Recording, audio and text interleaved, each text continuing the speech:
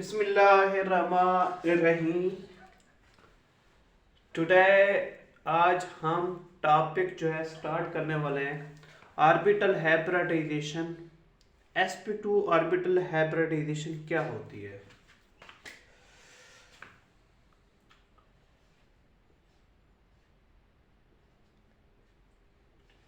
सबसे पहले इसकी डेफिनेशन करेंगे और इसके बाद हम देखेंगे कौन कौन से कंपाउंड होते हैं जिसमें sp2 ऑर्बिटल हाइब्रिडाइजेशन होती है।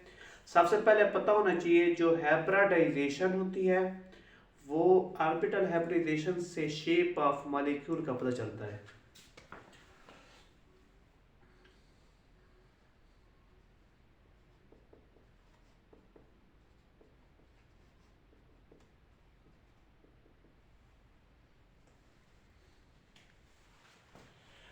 इसके सबसे पहले डेफिनेशन करेंगे एक ऐसा प्रोसेस जिसमें 1s और 2p डिफरेंट एटॉमिक ऑर्बिटल्स होंगे, वो इंटरमिक्स करेंगे और उसके बदले 3sp2 हाइब्रिड ऑर्बिटल्स बनेंगे। एक ऐसा प्रोसेस होगा जिसमें 1s मेरे डियर स्टूडेंट्स एक 1s होगा और 2p डिफरेंट एटॉमिक ऑर्बिटल्स होंगे। 2p डिफरेंट एटॉमिक ऑर्बिटल्स होंगे। जैसे स्टूडेंट्स ये इंटरमिक्स करेंगे और उसके बदले 3sp2 हाइब्रिड ऑर्बिटल्स बनेंगे।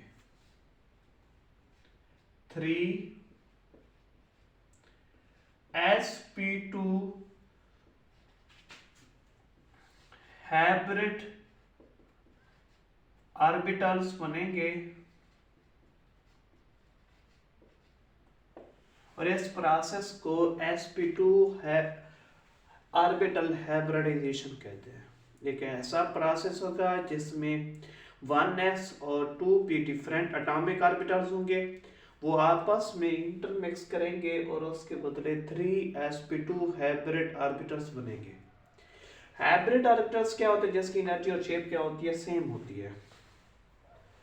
अब इसमें देखेंगे कौन से कंपाउंड हैं जिसमें sp2 ऑर्बिटल हाइब्रिडाइजेशन होनी है। इस केस में देखा जाए जैसा कि BF3, इस केस में sp2 ऑर्बिटल हाइब्रिडाइजेशन होती है। सबसे पहले इसका Z निकालेंगे, एक फार्मूला होता है, उससे अगर हमारे पास Z इज इक्वल टू 4 है तो इसमें sp3 जिसमें 3 आएगा तो उसमें sp2 ऑर्बिटल हाइब्रिडाइजेशन होती है। सबसे पहले हम Z निकालेंगे dear students. Z is equal to 1/2 number of valence electrons in central atom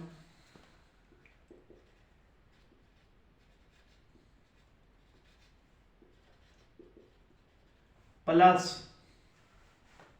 अगर अनाइन होगा तो अगर कंपाउंड है उसके ऊपर नेगेटिव चार्ज है, अनाइन है तो उसको जमा करेंगे अनाइन। अगर उसके ऊपर पॉजिटिव चार्ज है, कटाइन है, तो उसको माइनस करेंगे, माइनस कटाइन। कटाइन के लिए मैं डिनोट कर रहा हूं C से। आगे हमारे पास है जमा नंबर ऑफ मोनोवैलेंट एटम्स। अगर मोनोवैलेंट एटम्स होंगे उसके साथ सेंट्रल एटम के साथ तो उसको जमा करेंगे, जमा number of monovalent atoms. Monovalent किसे कहते हैं? जिसकी वैलेंसी 1 होती है।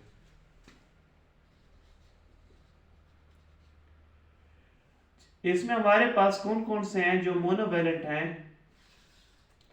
तो इसमें आते हैं कि फ्लोरीन, क्लोरीन, ब्रोमीन और आयोडीन और हाइड्रोजन मोनोवैलेंट एटम्स हैं। अब इसका सबसे पहले Z निकालेंगे इसका। अब इसमें सेंट्रल एटम कौन सा है? जो बोरॉन है वो सेंट्रल एटम है। जो फ्लोरीन होते हैं वो इसके इर्द गिर्द होते हैं और इसमें देखें कि हमारे पास बोरान का जो सेंट्रल एटम होता है, ये बोरान सेंट्रल एटम है, इसके वैलेंस इलेक्ट्रॉन्स कितना होते हैं। बोरान का जो एटॉमिक नंबर है hydrogen, helium, lithium, beryllium, boron, इसका 5 एटॉमिक नंबर है। और इसके बैलेंस इसका 5 एटॉमिक नंबर है। बोरान का एटॉमिक नंबर 5 है। इसके पहले शेल में इसमें 5 प्रोटॉन होते हैं, 5 इलेक्ट्रॉन्स होते हैं। और यहाँ पर इसमें 2 इलेक्ट्रॉन्स आ गए और इसके इस शेल में जो है 3 इलेक्ट्रॉन, इसका आखिरी शेल में 3 इलेक्ट्रॉन्स आ गए। और जी हमारे पास इसके ऊपर ना ही नेगेटिव चार्ज है ना ही पॉजिटिव चार्ज है। और इसके पास मोनोवैलेंट एटम्स कितने हैं, इसके साथ जो मोनोवैलेंट जो फ्लोरीन है मोनोवैलेंट है, वो जो इसके साथ जुड़ा हुआ है तो 3 के साथ जुड़ा हुआ है। यहाँ पर हम 3 पुट करेंगे, यहाँ पर क्या आएगा 1/2। इस फार्मूले के तहत Z = 3 जमा 3 करें तो हमारे पास क्या आता है 6 आता है। 6/2 करेंगे तो हमारे पास आता है 3 आता है।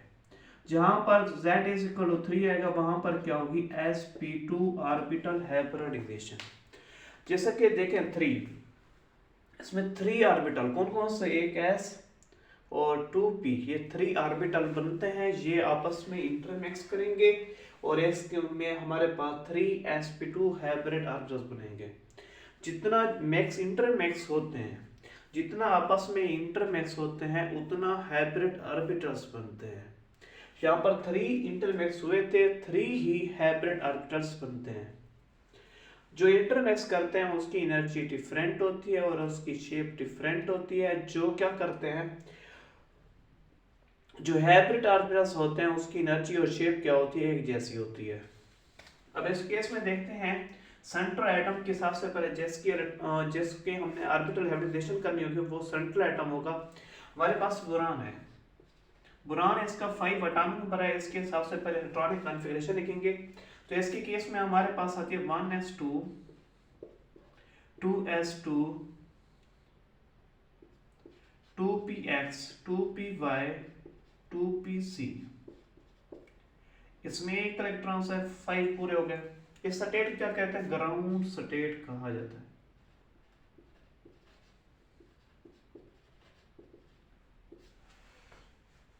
यहां से देखें कि हमारे पास जितने अनपेयर होते हैं उतने बॉन्ड बनते हैं, जितने अनपेयर होते हैं उतने बॉन्ड बनते हैं। इस केस में देखें एक अनपेयर है तो लिहाजा एक बॉन्ड बनना चाहिए, लेकिन बोरान कितने बॉन्ड बना रहा है 3, किसके साथ, फ्लोरीन के साथ जुड़े 3 बॉन्ड बनते हैं। यहाँ से इलेक्ट्रॉन्स जंप करके 2py में जाएगा। इसमें 0 इलेक्ट्रॉन्स हैं, इसमें भी 0 इलेक्ट्रॉन्स हैं। 2s से इलेक्ट्रॉन्स 2py में जंप करके जाएगा। अब इसमें देखिए ये हमसे यहाँ से इलेक्ट्रॉन्स जंप करके जाएगा क्योंकि 3 एम्पियर बनाने के लिए, क्योंकि 3 बॉन्ड बना रहा है बोरान, 3 बॉन्ड बना रहा है, इसलिए यहाँ से इलेक्ट्रॉन्स इसमें जंप करके जाएगा। B5 = 1s2 2s1, इसमें एक इलेक्ट्रॉन्स आ गया। 2px 1 2py 1 इलेक्ट्रॉन, 2pc इसमें कितना आ गया 0 इलेक्ट्रॉन्स। इस स्टेट को हम कहते हैं एक्साइटेड स्टेट। यहां से इलेक्ट्रॉन्स जंप करके गया जाए उस स्टेट को क्या कहते हैं, एक्साइटेड स्टेट। अब इसमें देखें कि इसमें अब 3 अनपेयर हो गए। जितने अनपेयर होते हैं उतने क्या बनते हैं, बॉन्ड बनते हैं फ्रेंड्स, उतने क्या बनेंगे, बॉन्ड बनेंगे। इसमें देखें इसमें होनी है sp2 है ऑर्बिटल हाइब्रिडाइजेशन। कौन से होंगे, एक s होगा, 1s होगा, और यहाँ पर हमारे पास 2p डिफरेंट एटॉमिक ऑर्बिटल्स होंगे। इनकी शेप और एनर्जी एक दूसरे से डिफरेंट होगी, वो आपस में इंटरमिक्स करेंगे। इनकी जो हमारे पास एनर्जी डायग्राम बनाते हैं, इसकी शेप्स भी बनाते हैं, एनर्जी डायग्राम भी बनाते हैं। जो 2s वाला है इसकी जो हमारे पास शेप है इस तरीके से है, ये हमारे पास 2s है, इसमें एक इलेक्ट्रॉन्स। जो 2p वाले होते हैं, p वाले होते हैं, उसकी शेप डम्बेल होती है। जो 2px होगा जो टर्म पे लाएगा वो x एक्सेस के ऊपर टर्म पे लाएगा। ये हमारे पास 2px, ये क्या आ गया 2py, ये हमारे पास क्या आ गया स्टूडेंट्स, ये हमारे पास 2pz। अब इसमें देखिए ये 2pz वाला हिस्सा नहीं ले रहा, इसमें कौन सी होनी है sp2, और एक ऐसे 2p डिफरेंट एटॉमिक ऑर्बिटल्स आपस में इंटरमिक्स होंगे। अब इसमें एक इलेक्ट्रॉन है स्टूडेंट्स, इसमें भी एक इलेक्ट्रॉन है। अब इसमें देखें इसकी एनर्जी और शेप डिफरेंट है, इसकी एनर्जी और शेप क्या है, दोनों चीजें डिफरेंट हैं। ये आपस में इंटरमिक्स करेंगे, आपस में मिलाप करेंगे, तो इसकी एनर्जी और शेप क्या हो जाएगी, एक जैसी हो जाएगी। अब देखते हैं कैसे। ये बोरान 5 है, इसमें देखें इसमें क्या होगा 1s2 का 1s2, इसने हिस्सा नहीं लिया। अब देखो तीन आपस में इंटरमिक्स हुए तो तीन ही 3 हमारे पास हाइब्रिड ऑर्बिटल्स बनते हैं। तो यहां पर देखें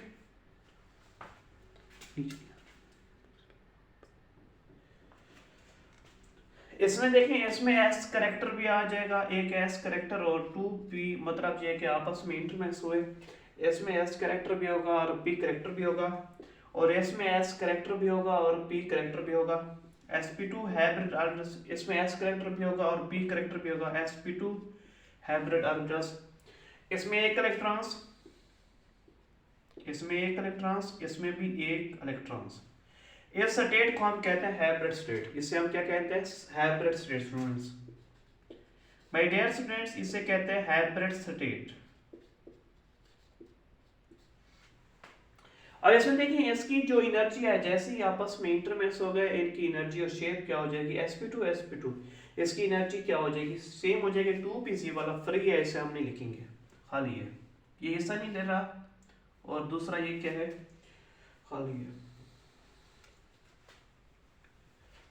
अब इसकी एनर्जी डायग्राम बनाते हैं, तो इस एनर्जी डायग्राम में देखते हैं। अब इसकी शेप कैसी होगी, हमारे पास एक लोब आती है, इसमें एक इलेक्ट्रॉन्स, इसमें हमारे पास एक इलेक्ट्रॉन्स और इसमें भी एक इलेक्ट्रॉन्स आ गया, और इसकी एनर्जी, अब देखें इसकी एनर्जी और शेप क्या होगी, ये सेम होगी। यहाँ पर देखें एनर्जी यहाँ तक पहुंची, इनकी एनर्जी और शेप यहाँ पर s की थी, यहाँ पर py और px डिफरेंट थी, आपस में इंटरमिक्स हुए, उसकी एनर्जी और शेप क्या होगी, एक जैसी होगी। यहाँ पर भी sp2 ऑर्बिटल हाइब्रिडाइजेशन आती है, वहां पर जो ज्योमेट्री बनती है मॉलिक्यूल की वो बनती है ट्राइएंगुलर प्लेनर, ट्राइएंगुलर जिसे हम कहते हैं मुसल्लस बनती है, मुसल्लस। इस तरीके से हमारे पास एक मुसल्लस बनती है, जो सेंट्रल एटम होगा यहाँ पर होगा, और हमारे पास इस तरीके से एटम्स अरेंजमेंट करके एक तरह से हमारे पास ट्राइएंगुलर ज्योमेट्री बना रहे हैं, ट्राइएंगुलर प्लेनर, ट्राइएंगुलर प्लेनर एक मुसल्लस बना देंगे। इस तरीके से भी मुसल्लस बनती है, और इस तरीके से हमारे पास यहाँ पर सेंट्रल एटम होगा, इस तरीके से यहाँ पर भी, वहां पर जो हमारे पास ज्योमेट्री ऑफ मॉलिक्यूल कैसे बनेगी, हमारे पास जो ज्योमेट्री ऑफ मॉलिक्यूल बनेगी ट्राइएंगुलर ज्योमेट्री। अब यहाँ पर देखिए यहाँ पर हमारे पास कौन सी बन रही है, ट्राइएंगुलर ज्योमेट्री बना रही है, और इस तरीके से भी बन रही है, ये सेंट्रल एटम है, यहाँ पर इस तरीके से एटम्स पाए जाएंगे ऐसे गियर, सेंट्रल एटम गियर। अब इसमें देखें ये हमारे पास ये जो हाइब्रिड ऑर्बिटल्स हैं सेंट्रल एटम के गिर्द इस तरीके से ओरिएंटेशन शो करेंगे, इस तरीके से तरतीब देंगे कि हमारे पास एक ट्राइएंगुलर ज्योमेट्री बने। ये हमारे पास स्टूडेंट्स बोरान है। अब ट्राइएंगुलर ज्योमेट्री बनानी, एक हमारे पास इधर आएगा, एक स्टूडेंट्स इधर, एक इधर, यहां पर हमारे पास ये क्या sp2 हाइब्रिड ऑर्बिटल्स है, ये भी स्टूडेंट्स sp2, ये भी sp2 हाइब्रिड ऑर्बिटल्स। यहां पर sp2 हाइब्रिड ऑर्बिटल्स यहां पर आया, दूसरा बेटा यहां पर आया, और तीसरा हमारे पास यहां पर, ये हमारे पास sp2 हाइब्रिड ऑर्बिटल्स, ये भी sp2, ये भी क्या है स्टूडेंट्स sp2 हमारे पास हाइब्रिड ऑर्बिटल्स है। इसमें एक इलेक्ट्रॉन्स है और इसमें भी स्टूडेंट्स एक इलेक्ट्रॉन्स है, इसमें भी एक इलेक्ट्रॉन्स है। अब देखें इसमें ज्योमेट्री कौन सी बन रही है, एक ट्राइएंगुलर प्लेनर ज्योमेट्री बन रही है। ट्राइएंगुलर क्या होती है, ट्राइएंगुलर कहते हैं मुसल्लस को। एक हमारे पास मुसल्लस बन रही है। अब इनके दरमियान जो एंगल होगा वो कितना होगा स्टूडेंट्स, वो होगा 120 डिग्री। यहाँ पर sp2 इस तरीके से। अब देखें यहाँ पर ये अनपेयर है, जहां पर ऑर्बिटल दो ऑर्बिटल आपस में अनपेयर होते हैं वो आपस में ओवरलैप करके एक दूसरे के साथ बॉन्ड बनाते हैं। अब ये अनपेयर है, ये अनपेयर के साथ जुड़कर बॉन्ड बना देंगे। अब देखते हैं किसके साथ जुड़ते हैं। अब ये बोरॉन किससे जुड़ा, फ्लोरीन के साथ। फ्लोरीन के अनपेयर के साथ जुड़कर बॉन्ड बनाते हैं। F9 1s2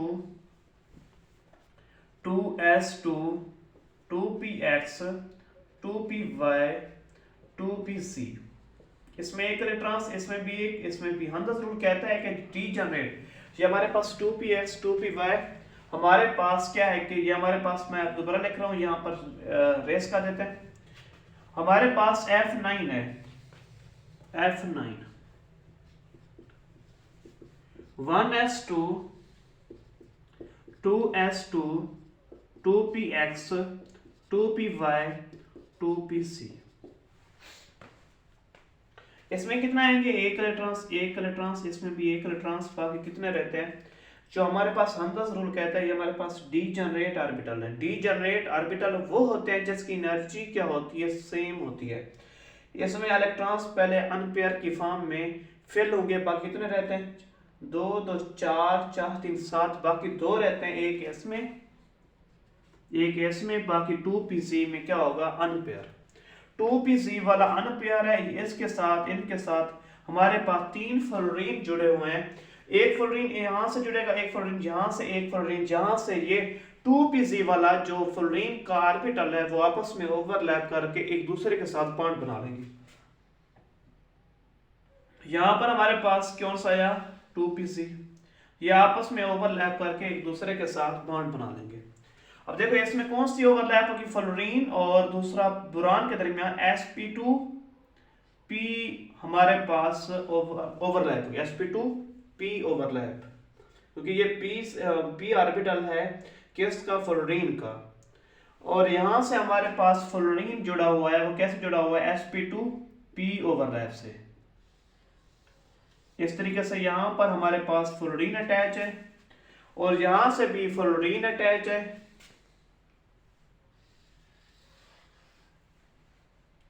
ये आपस में ओवरलैप करके एक दूसरे के साथ, स्टूडेंट्स यहां से थोड़ी सी मिस्टेक हो गई, इस मिस्टेक को हम ठीक करते हैं।